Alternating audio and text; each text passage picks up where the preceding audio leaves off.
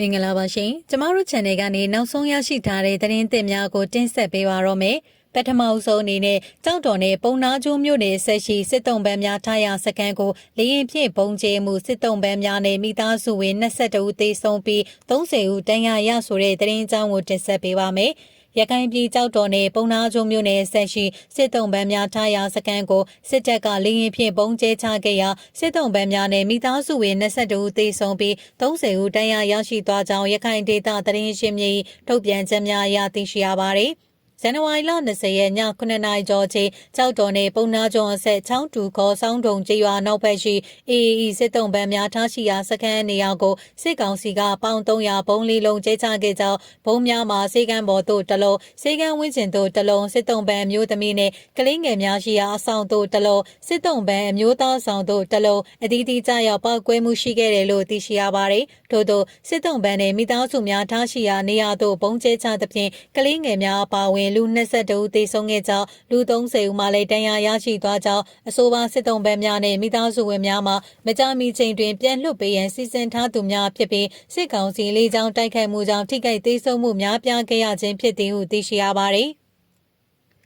စစ်တုံးပန်းနဲ့မိသားစုများတရားရရှိသူ30ဦးအနက်မှအသက်အန္တရာယ်စိုးရိမ်ရသည့်ပြင်းထန်တရားရရှိသူ9ဦးပါဝင်ပြီးအရေးပေါ်စေကူတာမှုခံယူနေရကြောင်းသိရပါတယ်။အကြမ်းဖက်စစ်တပ်ကစစ်တုံးပန်းထားရှိသောနေရာများကိုမကြာခဏဆိုသလိုလေကြောင်းတိုက်ခိုက်မှုများလုပ်ဆောင်ခဲ့ပြီးစစ်တုံးပန်းနဲ့မိသားစုဝင်များထိခိုက်သေဆုံးမှုများဖြစ်ပွားလျက်ရှိကြောင်းအေအေရဲ့ထုတ်ပြန်ချက်များကဆိုပါတယ်။2025ခုနှစ်ဇန်နဝါရီလ18ရက်နေ့ကလည်းမြောက်ဦးမြို့နယ်မှာအေအေမှစစ်တုံးပန်းများထားရှိရာနေရာကိုလေကြောင်းမှတဆင့်ပုံကျဲတိုက်ခိုက်ခဲ့သဖြင့်စစ်တုံးပန်းနဲ့မိသားစုဝင်28ဦးသေဆုံးပြီး29ဦးမှဒဏ်ရာရရှိခဲ့ပါတယ်။2024ခုနှစ်စက်တင်ဘာလ9ရက်နေ့တွင်လည်းမောင်တော်မြို့နယ်ရှိနေကြားဆောင်တက်စကန်နခခနှစ်ကိုအေအေကသိမ်းပိုက်ထားချိန်လေကြောင်းမှတဆင့်ပုံကျဲတိုက်ခိုက်ခဲ့၍စစ်တုံးပန်း60ကျော်သေဆုံးပြီးအများအပြားဒဏ်ရာရရှိခဲ့ကြောင်းသိရပါတယ်။ဆက်လက်တင်ဆက်ပေးမယ့်သတင်းအကြောင်းကတော့ခမာယ351တရင်ကစစ်မှုရန်တပ်သားတအူလက်နက်နဲ့အလင်းဝင်တဲ့အကြောင်းကိုတင်ဆက်ပေးပါမယ်။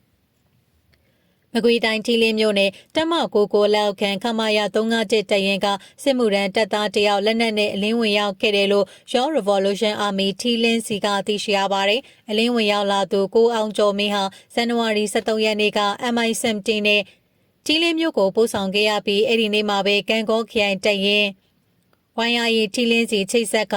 MA3 တက်လက်ယူဆောင်ထွက်ပြေးခဲ့တာလို့ဆိုပါတယ်။